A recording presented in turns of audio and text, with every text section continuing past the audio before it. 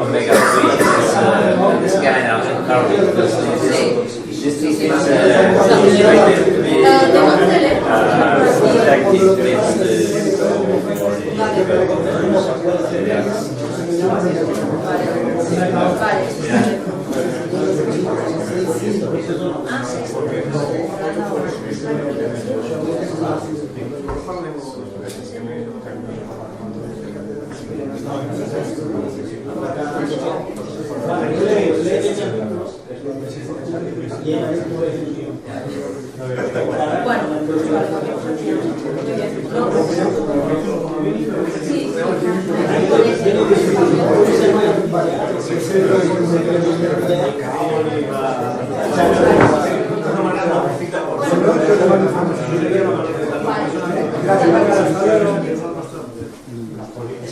Okay, let's continue with the second part of our exploratory workshop.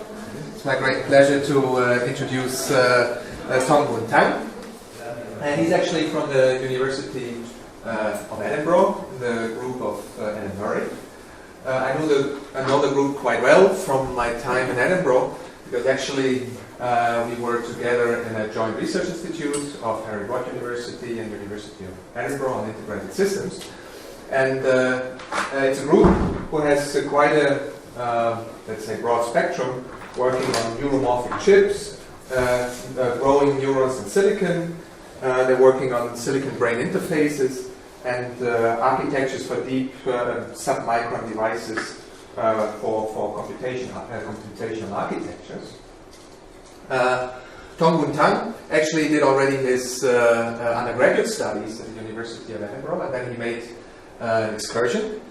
He worked for 1.5 years in industry, actually in Singapore with Lucid Technologies, before he returned back to Edinburgh to go for a PhD. And for several years, he's now already working as a research associate with Edinburgh. And he's particularly interested in the engineering perspective on multisensor fusion.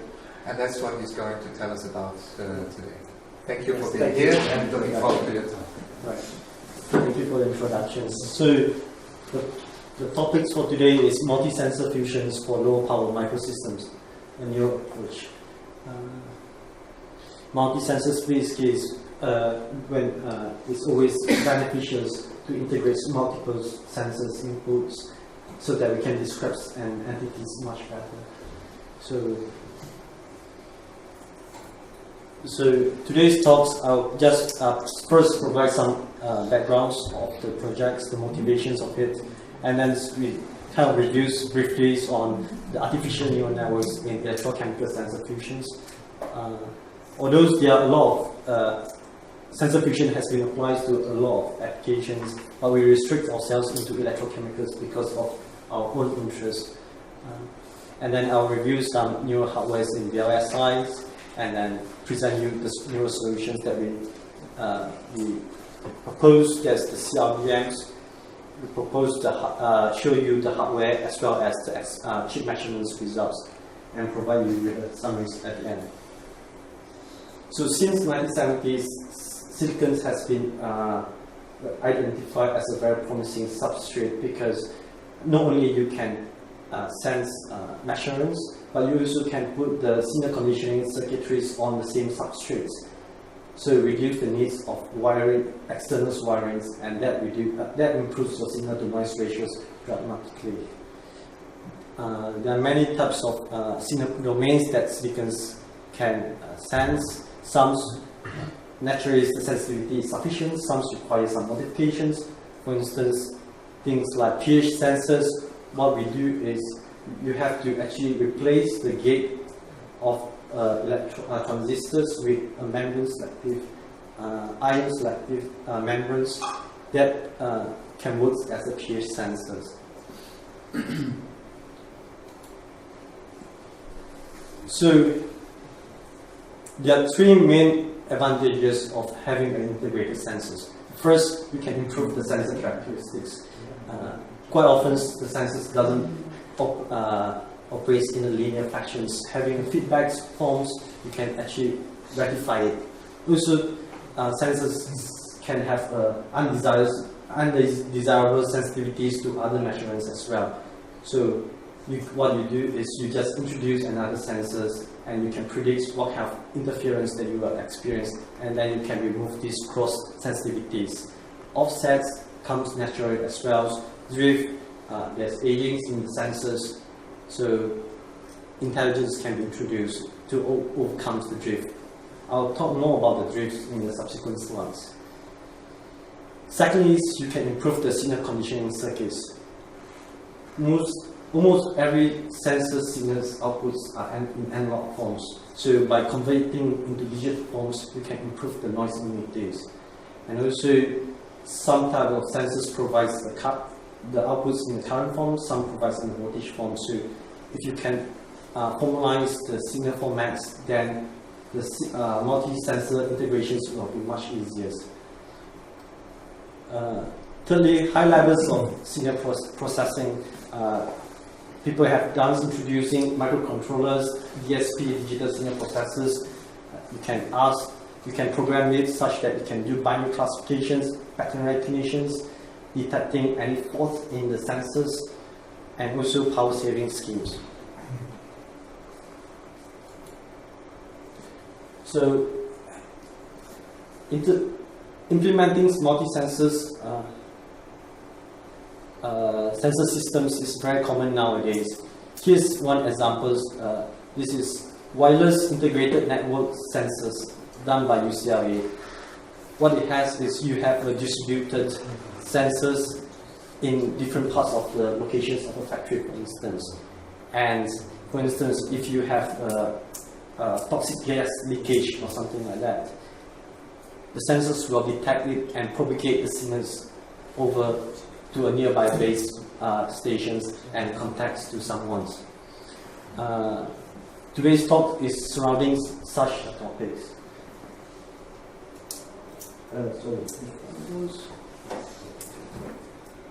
So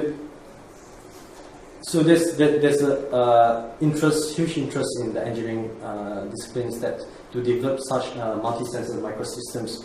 Other examples are smart DAS and piconodes. Basically, what we try to do is we implement a sensor, these multi-sensors microsystems in one CM cube and distribute at different locations. I have a question. Yes. Do they communicate with each other, or is it Yes. just that they relay information if there's something?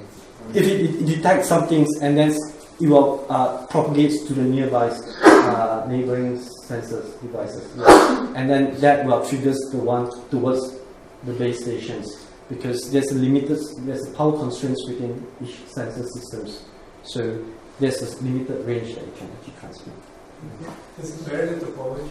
Sorry? Does it matter the topology you connect the sensors? Yes, there's a lot of research going on, but not within our groups that are looking at how best we can set up the topologies of how you distribute your sensors at the locations. So the devices we implemented here is in a capsule format. There's a reason for it, because we also want to apply it for digestive systems. So, but anyway, so here's the first prototypes. We have we incorporated temperature, pH, dissolved oxygens, and conductivity sensors on 2 chips, and then it is operated by a control chips over here, and it's powered by 2 watch batteries. So what we learned from this implementation is that wireless transmissions consumes half the power. So with the power supplies very limited, power source very limited, we only want to transmit when it's necessary. So only in the events of interest, we will start transmitting.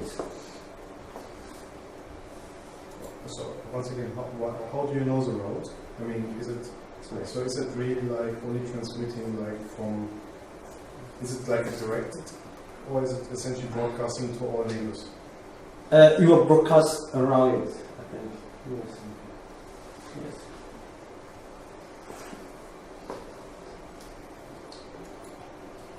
So because the longer distance, then you have to balance it, how far you want to transmit and how much. So besides having limited power source, and some other problems that we have to encounter for our application is biofouling. There's growing of microorganisms over the sensor's elements, so the sensors will degrade over time. Another problem, as I mentioned before, is drift. So even though this is a reference electrons deep in the buffers, and it should have been stayed constantly at 0.1 something, but over the times it just drifts and eventually it just breaks. This is the breakings of this reference electron is because we try to miniaturize the reference electrons, which is very, very tough. The seals just starts to crack over time and eventually just peel off, and then you see the failures over here. So there are 4 standard methods to counter drifts. The first, obviously, is just recalibrations, but traditionally you require huge buffers to get the good results. But as I mentioned before, miniaturizing the reference buffer is quite tough. Secondly, data filtering. So basically you can have a winner state saw. So you have multi-sensings, and then the ones that give most consistent results will be the ones that you will choose as the final answers. Third is drift insensitivities. So you measure it in the differential modes, so you compensate each other. But the problem with differential modes is you start to compromise on your sensitivities. It becomes lower.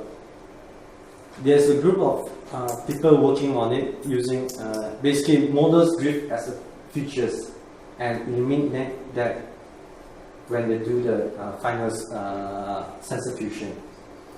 And fourth is just fault isolation. So basically you have predefined the range, the errors tolerance that you can allow. Once it's outside that, then you just remove it.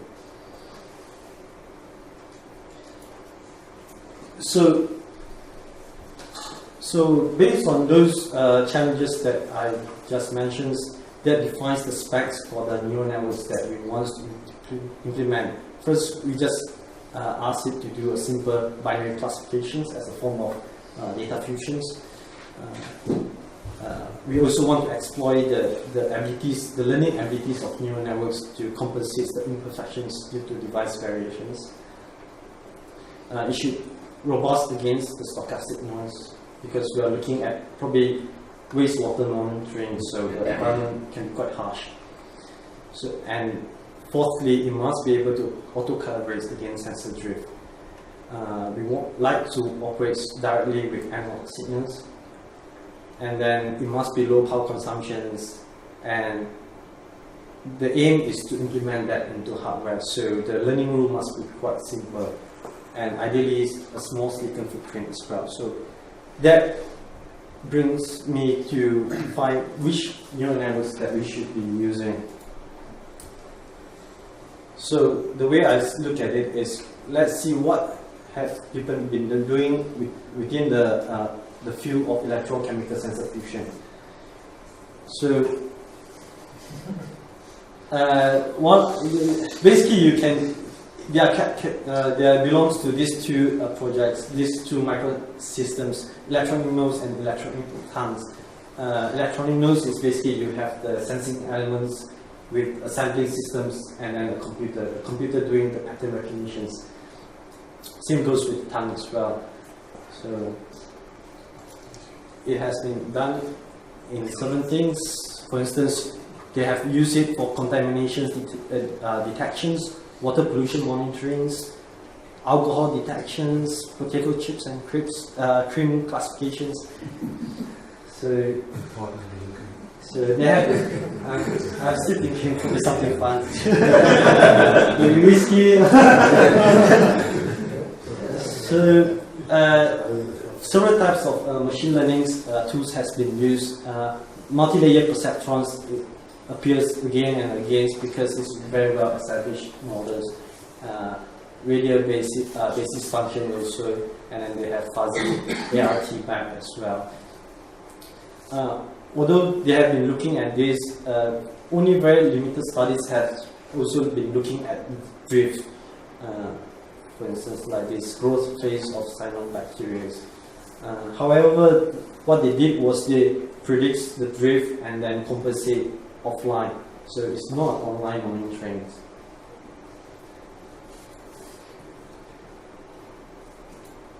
So that so those models like MLPs, RBF, they have been implemented in microcontrollers or DSP. However, they are not efficient in terms of silicon area as well as power, because you are constrained to what is given to you. So there's extra overheads that you have to compromise. So this motivates many people to use the custom hardware to implement neural networks. So, and one of the things is because we can exploit the parallelisms in neural networks itself. So there are two major design approaches. One is mimics biological structures with simple circuits in analog DRF slice. The other is just using that as a mathematical tools in digital platforms. And the neural networks, basically you can separate them into supervised and unsupervised. Basically, you train the neural networks with a teacher or without a teacher. So for supervised neural networks based hardware, it has been implemented. Here's the example structures of a multi-layer perceptrons. We have the visible layers here, hidden layers, and output layers. So, however, what the experience and the people have been doing implementation is that multi-layer perceptrons requires very high accuracies in the weights. So the weights are the things that connect each other, the correlations between the neurons. So that makes the learning quite difficult.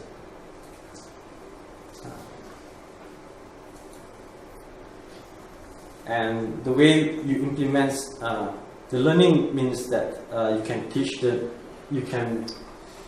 the neural models to model the particular data distributions, and there are three ways of doing it in hardware.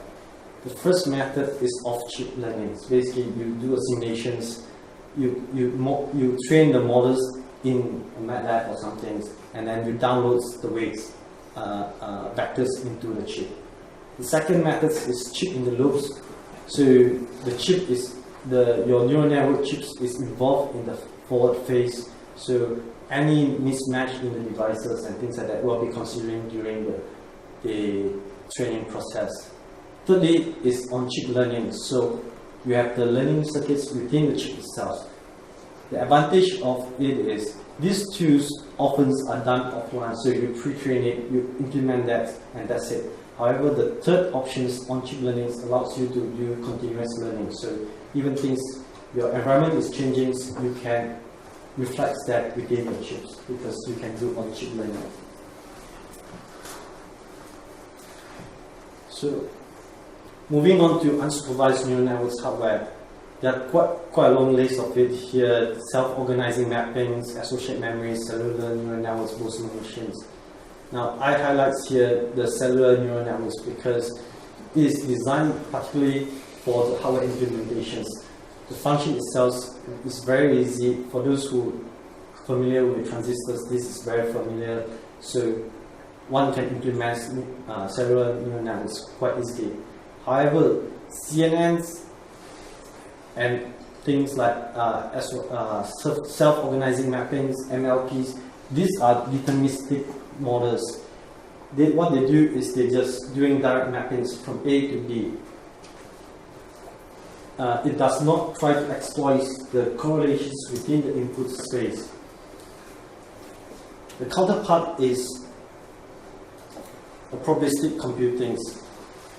most popular Bayesian belief nets. However, the exact inherence of Bayesian belief nets is quite difficult because the complexity, as the numbers of inputs increases, the complexities increases exponentially.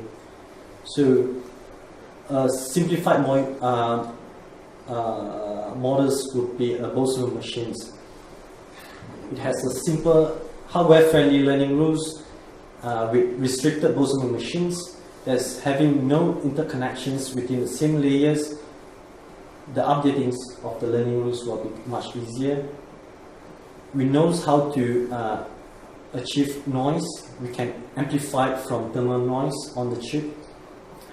And however, restricted Boltzmann machine is working in binaries. So what happened is you probably have a data distribution and it should be defined by these three groups 0, 0, 0, 1 and 1, 0, but not 1, 1. However, what we found is that although 1, 1 should not exist, but it does appear in a multicolor simulations, although the probabilities of it is quite low. One way to overcome it is continuous restricted Boltzmann machines. We develop it such that it can interact directly with analog signals. We stays with the same connectivities as restricted Boltzmann machines, and we also keeping the features that it has a simple hardware-friendly learning rules.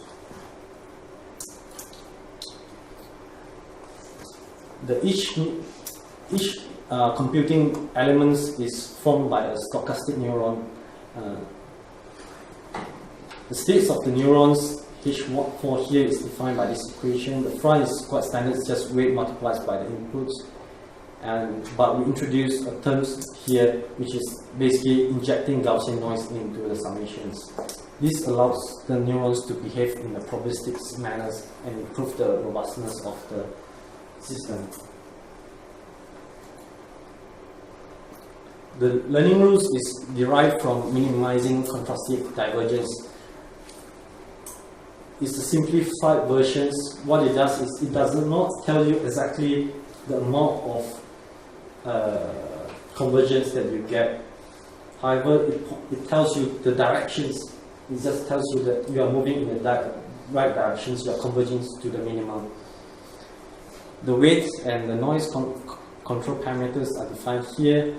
Well, to implement in hardware, we just simplify the terms over here.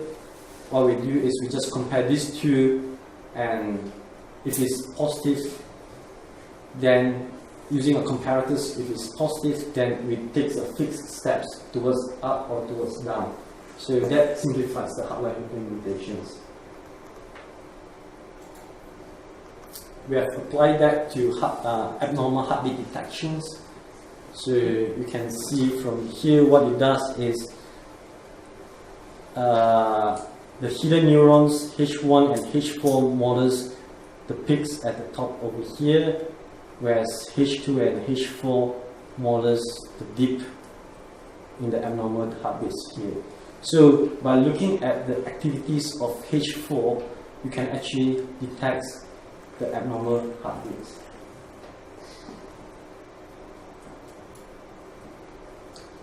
So, besides so far we have been talking about data modeling and modeling data distribution. I hope I got this right. Chardonnay is more acidic than this. I might be wrong. So, what I want to talk about here now is specific application issues that occurs for our applications. That's drift and absence of complete data sets. So.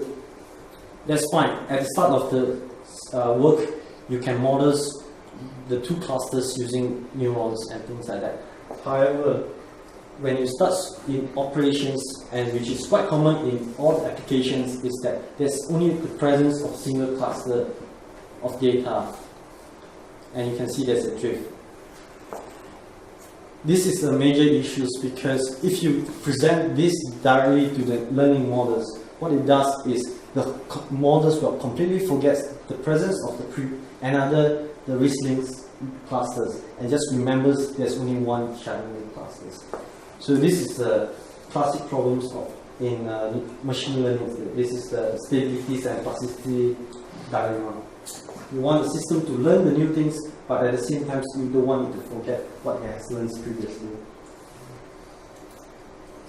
So to overcome problems, we just actually I did was just to divide the memories.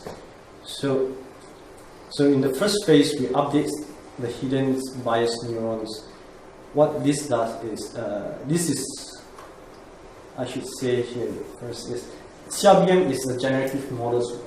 So what it means is, if you train the models and it encodes the data distributions that it should be learning, if you feed random signals at the inputs here, after some time it will converge eventually to the data distributions that it was supposed to be learned. So what I do here is updating the weight is to make sure that it can present the latest data distributions. And then in the phase 2, I update the weights in the visible bias units. This, what it does is, it makes sure that the hidden layer neurons present the consistent representations to the subsequent stage. Here I'm using a single layer perceptrons at the third stage. So if I do not set such a constraints, what it does is this will start to shift and it will recognize only the Chardonnay clusters, and that will propagate the wrong information to the subsequent stage. So the simulation setups, I use 11 dimensions. There's 1 temperature sensors and 10 pH sensors. Each has their own signal condition circuits. Some shares the same reference electrons, some use their own electrons, reference electron. So what it means is each sensors will drift quite differently. So first we start with simple overlapping clusters. You got class A and class B data. So that refers to different pH levels and things. So here's the training data, here's the reconstructed data. So this is what I said previously. So it should regenerate back the training data clusters that is supposed to train. So we can see that it's doing quite well. The other way is to quantify the performance is just to add a single layer perceptrons. There's a linear classifiers at the bottoms and look at the performance where it can classify how well it can classify, and you can see that it can achieve 100% classifications. The 3 graphs here is just showing the evolutions of the learnings, and here you can see that hidden neurons H6 and H3 starts to increase its value. So by monitoring these 2, we can use as the indicators for the type of clusters of data. So we also repeat it with different pairs of pH sensors. As we get closer to each other, the clusters is much overlaps with each other. As you expect, the accuracy gets smaller. We also, these experiments is just to look at what happens if we introduce non-Gaussian models. We are injecting Gaussian models. What happens? We try to ask it to models non-Gaussians. As you can see that these 2 examples, here is very straightforward. You can achieve 100% classifications. The problems get a bit more tricky. So here is non-linear classification problems.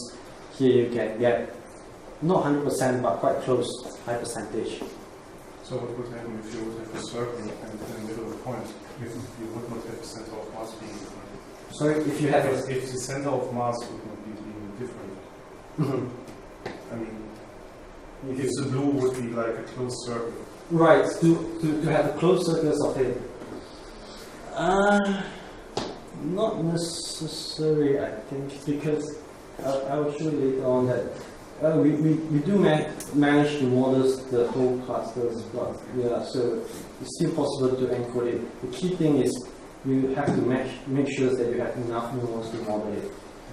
Yeah, in fact, I'm surprised that with linear techniques you can discriminate between nonlinear distributions. Mm-hmm. Why not trying nonlinear neural networks, which are Yes.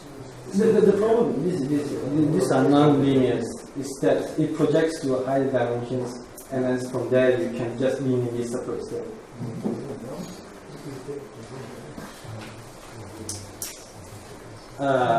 As I showed here, basically. So we experienced, we have the two second examples, and then we introduced drift over times.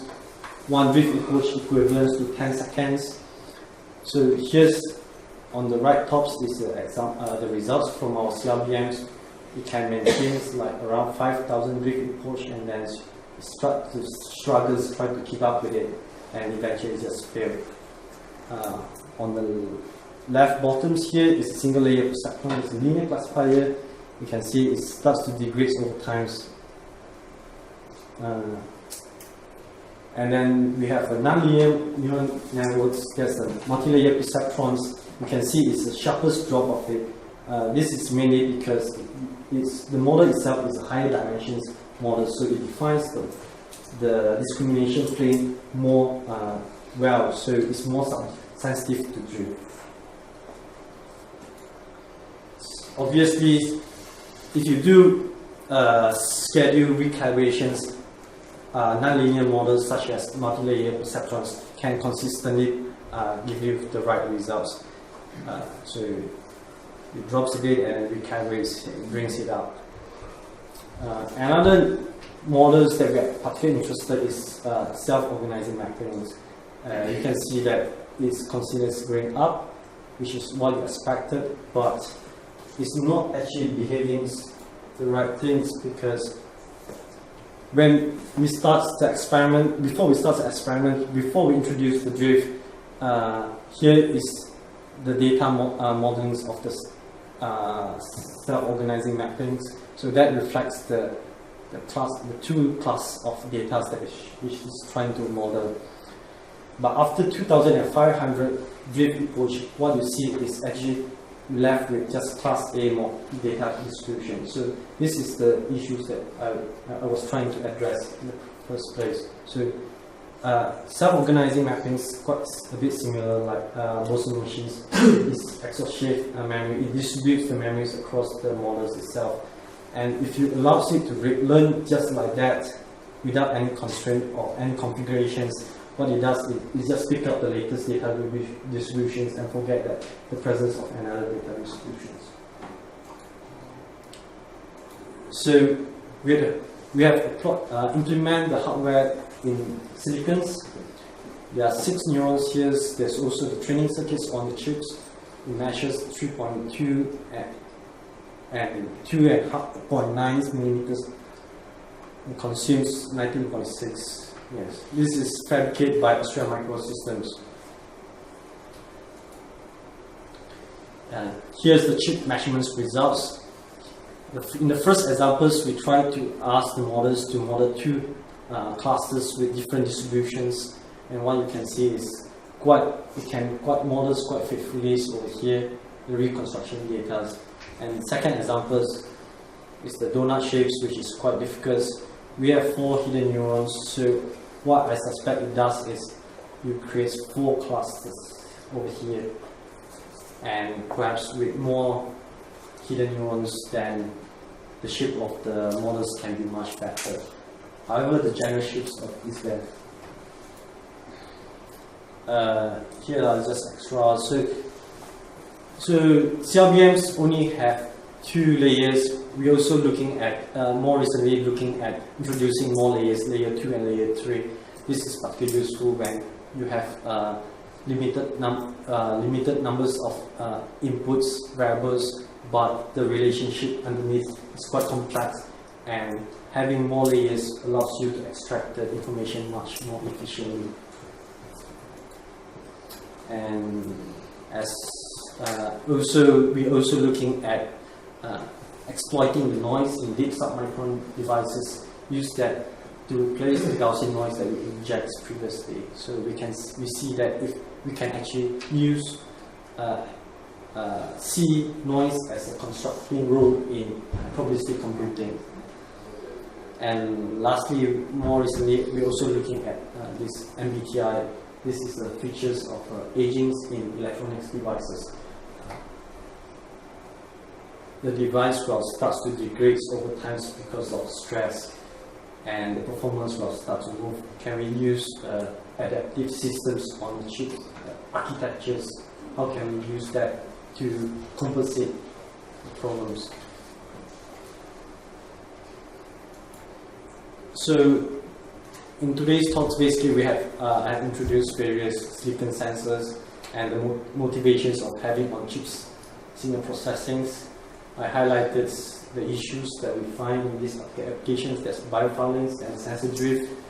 I show you some of the neural hardware. We show that in the software, neural networks can be useful to model the sensors and track the drift. We also show you that we have implemented the CRBM chips separately and show you some chip results. The next stage is basically putting them together into the lab in the field. And that's it. Thank you.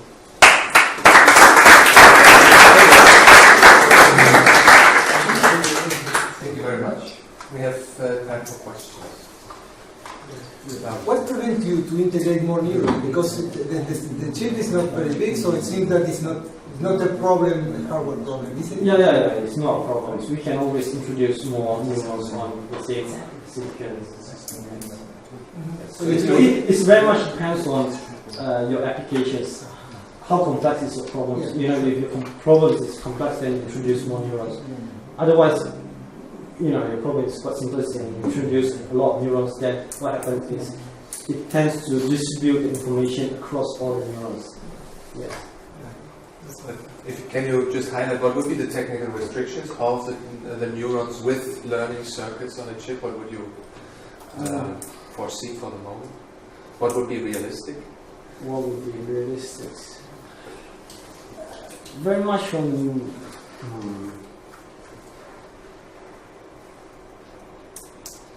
I think what is difficult to come, because it very much depends on how you implement it. There are many versions, and people has been doing it. Also, we are not constrained to do it. Also, we can actually having multiple chips and talking to each other.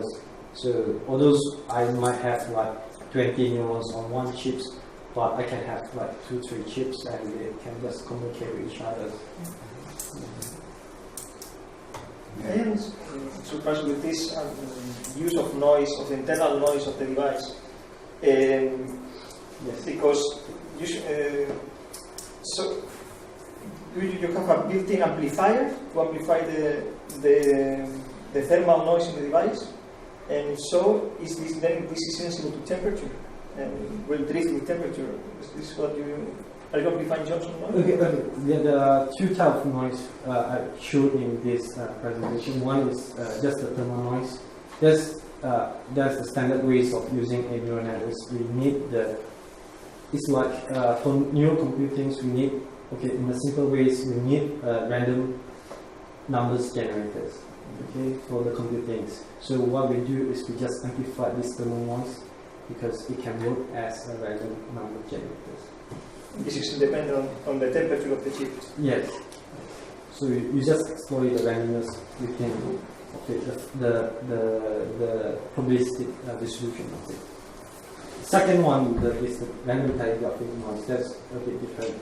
Similarly, is doing that as well. What we can see is as we downsizing the silicons at 32 nanometers devices, you can see that random telegraphic noise is quite high. So we can just use that directly to generate these random numbers. Without further amplification. Yeah, without amplification. Questions? not, let's thank Tong-Boon and both speakers of the afternoon. Both speakers will still be around until tomorrow, so if you would like to discuss with them, there's still opportunities.